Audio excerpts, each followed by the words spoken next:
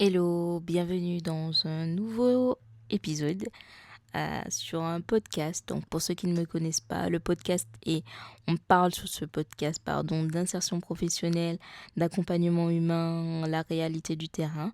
Aujourd'hui, on va parler d'un environnement très important, mais parfois moins connu, travailler en association en France en tant que conseiller en insertion professionnelle. Donc c'est un cas très particulier, souvent plus humain, plus souple, mais aussi très chargé émotionnellement.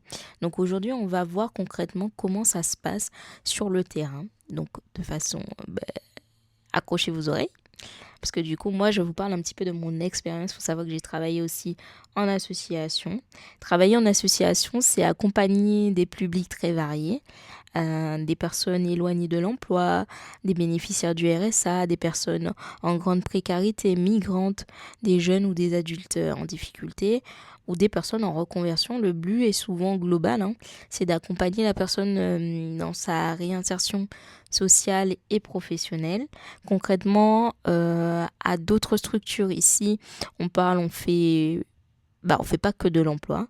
On travaille aussi les démarches administratives, logement, santé, confiance en toi, parfois des urgences de vie. En association, le lien humain est central. Les entretiens sont souvent plus longs, plus profonds, plus émotionnels. On prend vraiment le temps de comprendre la situation globale de la personne. C'est un métier où tu peux ressentir beaucoup d'histoires de vie, parfois lourdes et parfois très touchantes. Ça demande une vraie capacité d'écoute sans jugement. Travailler en association, c'est souvent plus flexible dans les accompagnements, moins de cadres rigides, plus d'adaptation au cas par cas en gros. Mais cette liberté a un prix, et oui. Mhm. Les imprévus sont constants. Les situations peuvent charger rapidement. Elles sont hyper chargées. Vous avez constamment des urgences sociales, des rendez-vous non prévus, des priorités qui évoluent. Il faut donc être très adapté. Enfin, il faut vraiment, vraiment avoir cette capacité d'adaptation. Dans ce contexte, le rôle du CIP est très polyvalent pour le coup. Vous continuez à accompagner les personnes vers l'emploi, vous les orientez vers des bonnes structures, vous les aidez à construire un projet professionnel, vous levez les freins sociaux, travaillez en structure avec d'autres professionnels. Tu n'es pas seul en gros dans l'accompagnement, hein, il faut quand même pas déconner, mais tu travailles souvent avec des partenaires sociaux, médicaux ou même des institutions.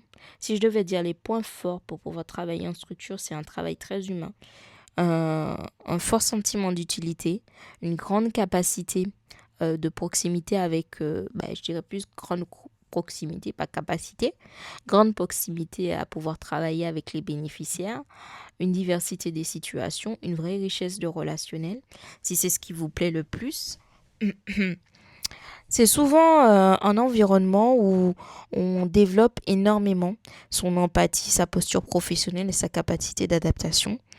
Mais il faut être honnête. Ce n'est pas un milieu facile. On peut parfois ressentir la charge émotionnelle, le manque de moyens, beaucoup de situations urgentes, et puis parfois la frustration face aux limites du système, quoi. Donc c'est un métier où on apprend à donner de l'aide sans épuiser.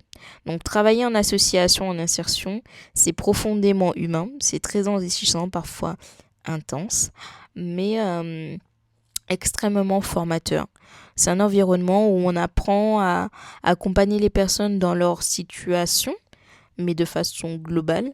Moi, aujourd'hui, si je devais donner mon avis, c'est vrai qu'en tant que première expérience, travailler dans une association, je le recommanderais pas forcément parce que du coup, ça demande quand même un recul nécessaire, une expertise.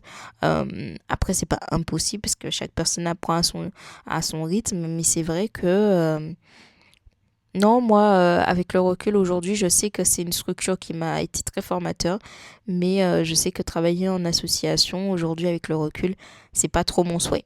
Voilà, donc n'hésitez pas en commentaire à me dire si vous avez eu l'occasion de faire des stages, travailler en association. Si cet épisode t'a aidé, je t'invite à du coup partage-le. laisse une note et retrouve-moi sur TikTok, Instagram, YouTube. Et puis on se fait des énormes bisous. Je vous fais toujours 3 bisous. C'est toujours la règle. On se dit à bientôt. Bisous, bisous.